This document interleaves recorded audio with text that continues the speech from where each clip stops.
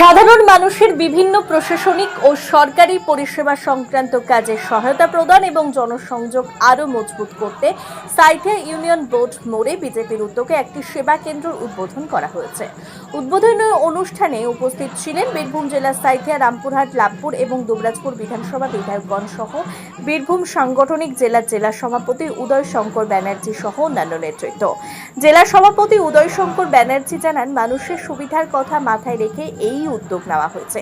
তিনি বলেন, আগামী দিনে জেলার অন্যান্য বিধানসভা এলাকাতেও পর্যায়ক্রমে একই ধরনের সেবা কেন্দ্র চালু করা হবে, যাতে সাধারণ মানুষ সহজেই বিভিন্ন প্রয়োজনীয় পরিষেবা ও সহযোগিতা পেতে পারে।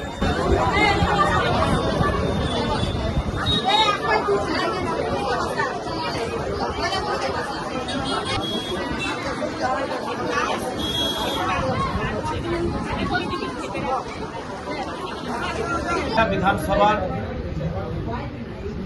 যে সেবা কেন্দ্র, সেই সেবা কেন্দ্র আজকে মা নন্দকেশ্বরীর পূর্ণভূমিতে সাঁইথিয়া বিধানসভার সমস্ত নাগরিকদের জন্য। এটা কোনো পার্টির কার্যালয় নয়, এটা সেবা কেন্দ্র। বিধায়কদের বিধানসভার সমস্ত অফিসিয়াল কাজের জন্য, মানুষের সরকারি পরিষেবার জন্য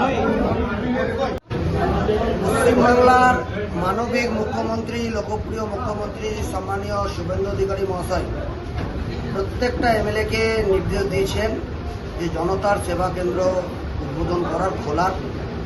তো সেই জন্য সাঁইথিয়া বিধানসভার বিধায়ক সম্মানীয় কৃষ্ণকান্ত সাহা মহাশয় এবং বীরভূম জেলার 6টি বিধায়কের মধ্যে 4 জন বিধায়ক রামপুরহাট, দুবরাজপুর এবং সাথে লাভপুরের, ওনাদের উজ্জ্বল উপস্থিতিতে এবং সংগঠনের বিভিন্ন দায়িত্বপ্রাপ্ত সম্মানীয় কার্যকর্তাদের উপস্থিতিতে আজকের এই সাঁইথিয়া বিধানসভার বিধায়কের যে জনতার সেবা কেন্দ্র এখানে সাঁইথিয়া শহরের ইউনিয়ন মোড়ে উদ্বোধন করা হয়।